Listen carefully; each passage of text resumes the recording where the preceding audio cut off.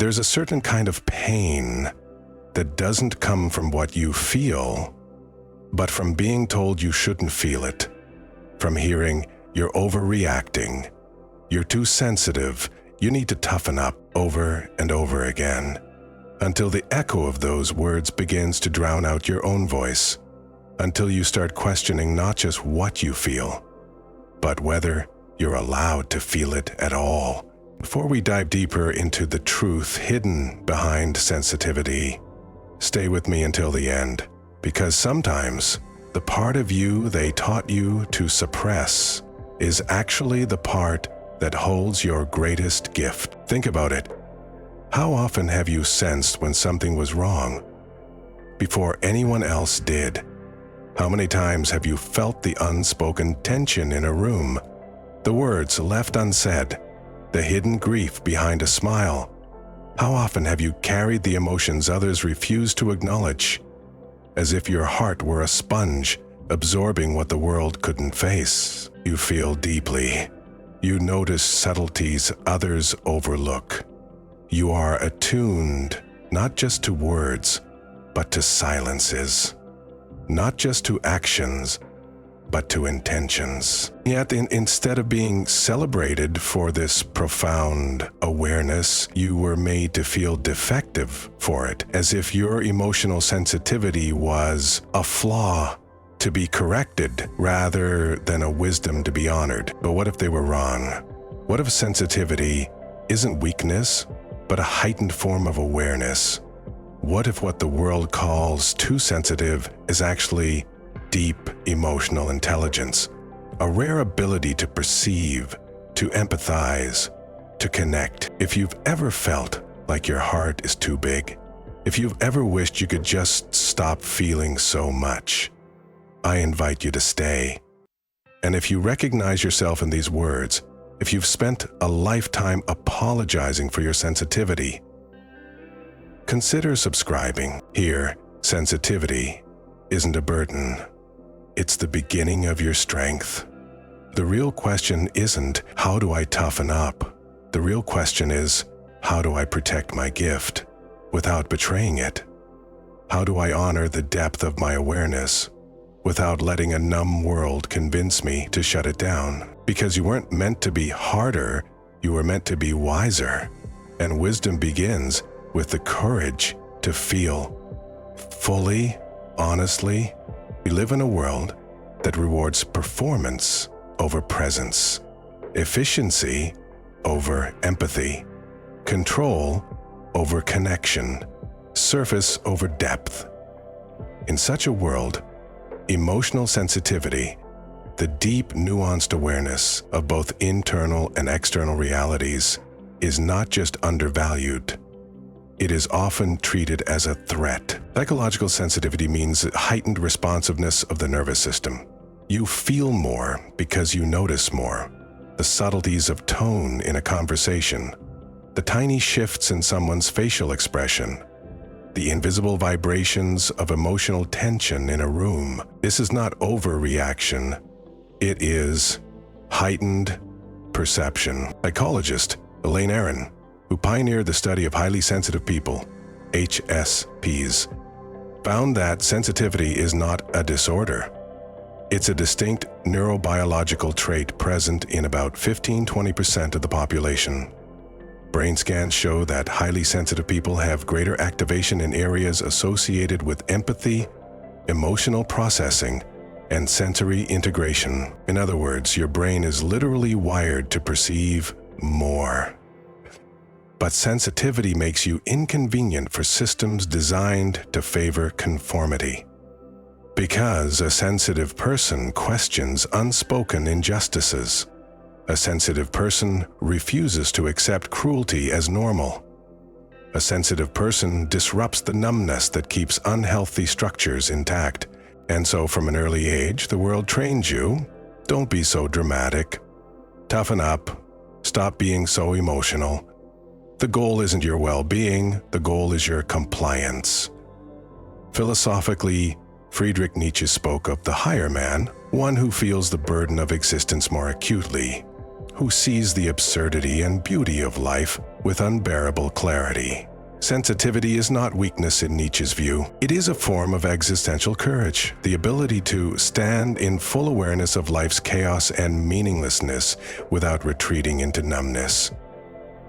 Yet, the world prefers the comfortably numb, because those who feel deeply are harder to control. They ask inconvenient questions.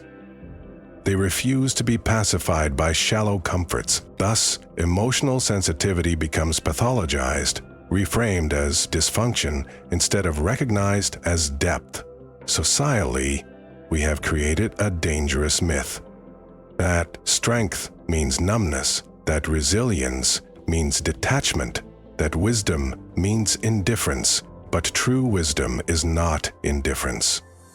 It is the ability to hold the full spectrum of human experience, joy and grief, rage and wonder, without collapsing. Jean-Paul Sartre, in his exploration of existential freedom, warned against the bad faith of self-deception, pretending to be less than we are to avoid the anguish of true freedom.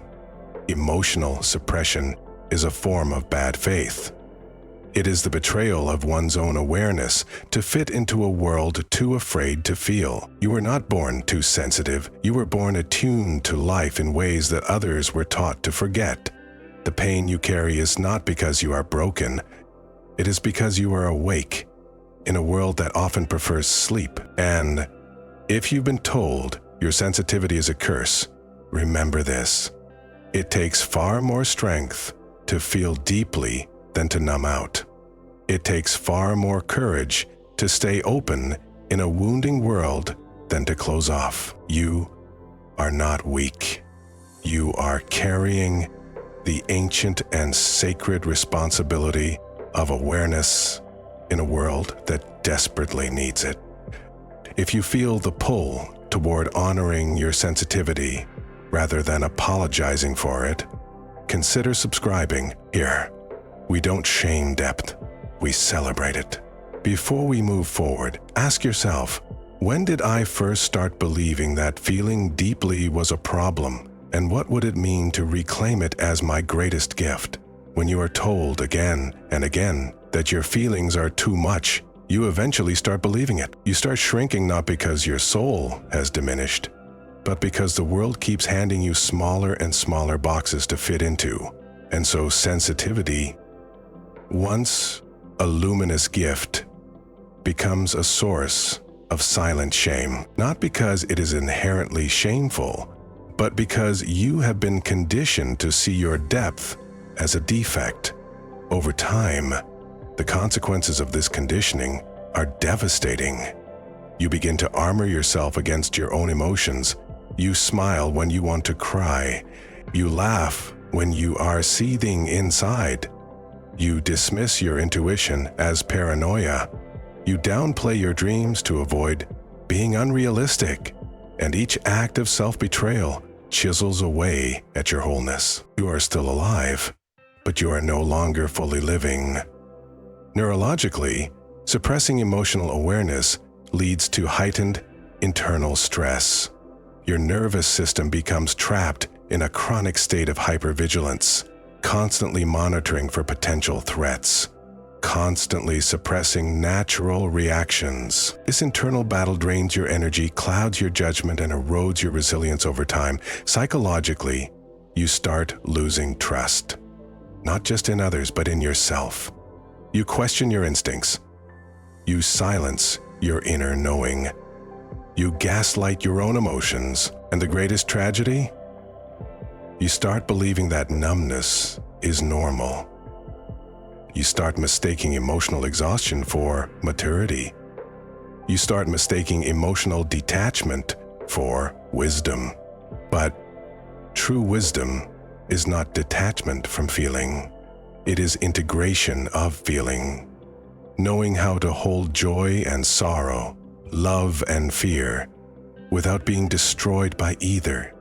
Philosopher Soren Kierkegaard wrote about the sickness unto death, a form of spiritual despair that arises when we are alienated from our true self. Emotional suppression is a quiet death. It severs you from the vitality that makes existence meaningful.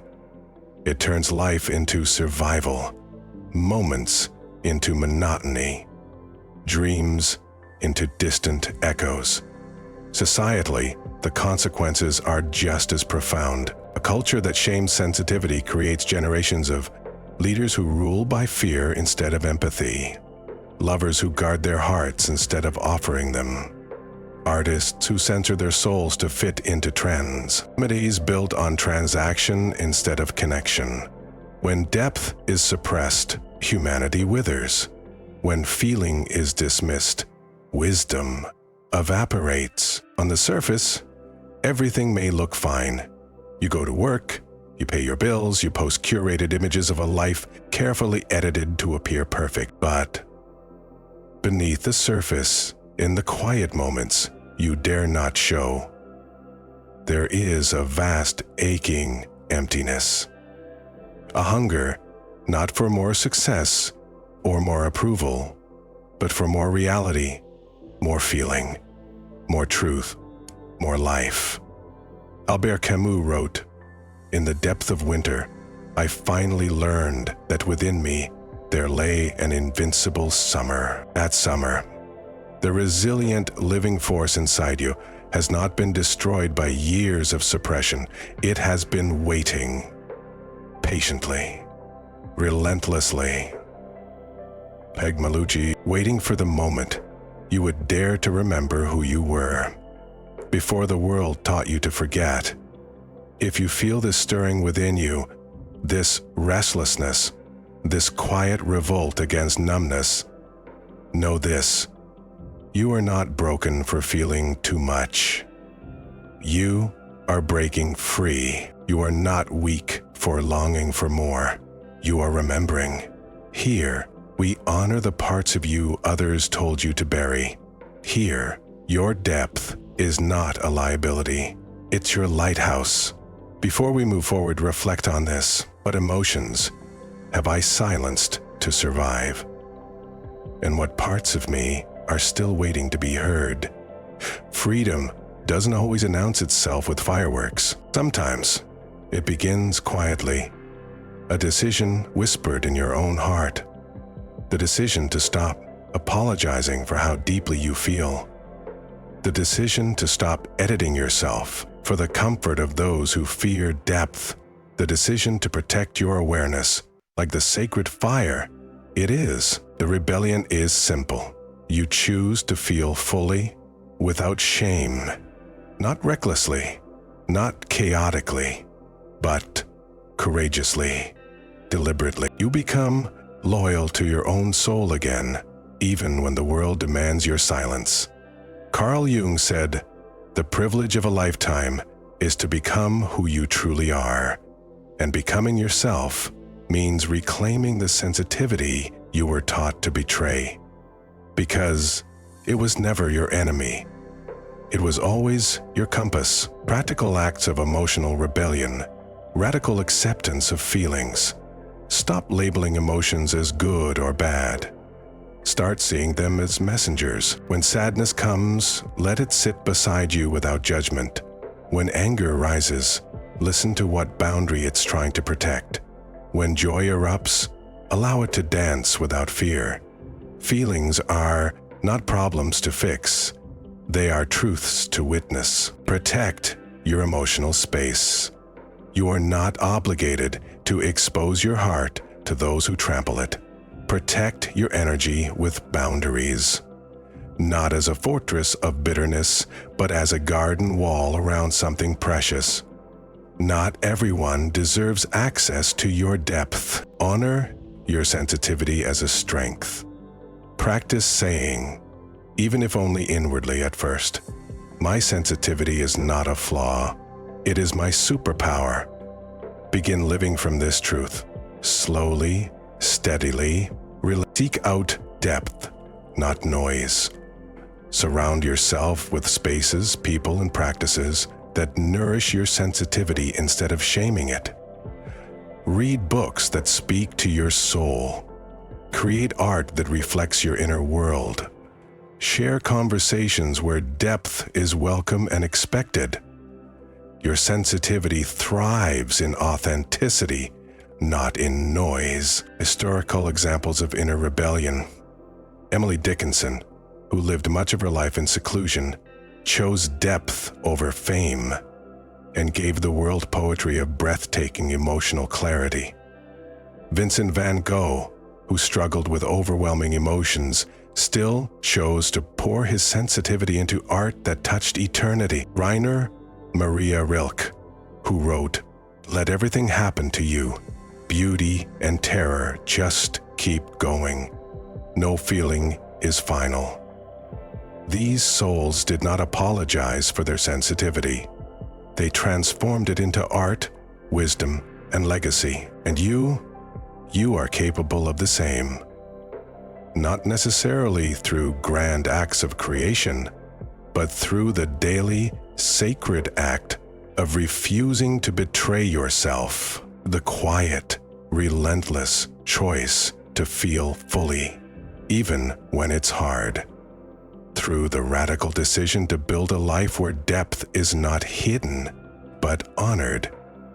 If you feel the flicker of this rebellion inside you, if your heart beats a little louder at the thought of being whole again, consider subscribing. Here, your sensitivity is not a burden to carry alone. It is a power we rise into together. Before we move to the final truth, ask yourself, what would my life look like if I stopped apologizing for feeling deeply? Who could I become if I protected my sensitivity instead of silencing it? There is a truth so simple, so revolutionary, that it has been hidden in plain sight. Your sensitivity is not a liability. It is your greatest connection to life. It is the thread that ties you to beauty, to meaning, to others, and most of all, to yourself. The world may try to convince you otherwise.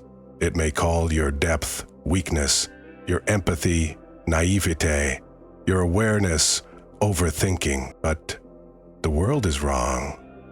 Because feeling deeply in a numb world is not weakness. It is resistance. It is revolution. Viktor Frankl once wrote, "Between stimulus and response, there is a space. In that space is our power to choose our response. In our response lies our growth and our freedom." Your sensitivity opens that sacred space. You don't just react, you perceive, you discern, you choose. You feel the currents beneath words. You notice the silent tremors beneath strong facades. You honor the invisible landscapes most people rush past. This is not fragility. This is power refined by awareness. Practical truth.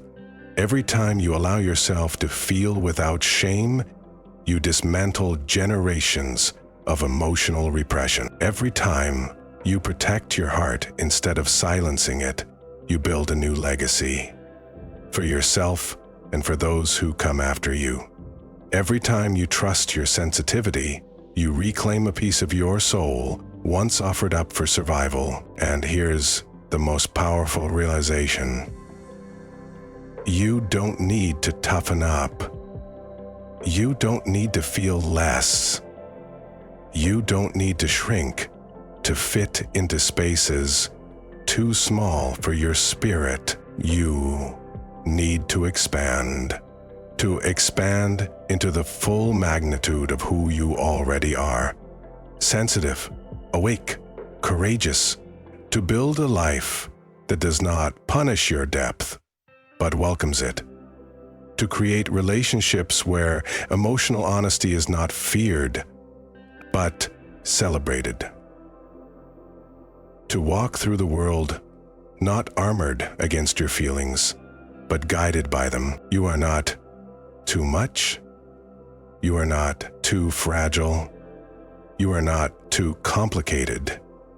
You are exactly what this world, this aching, beautiful, chaotic world, needs more of. More seen, more feeling, more truth, If this journey resonated with you, if it made you feel a little more seen, a little more validated, I invite you to share your reflections in the comments.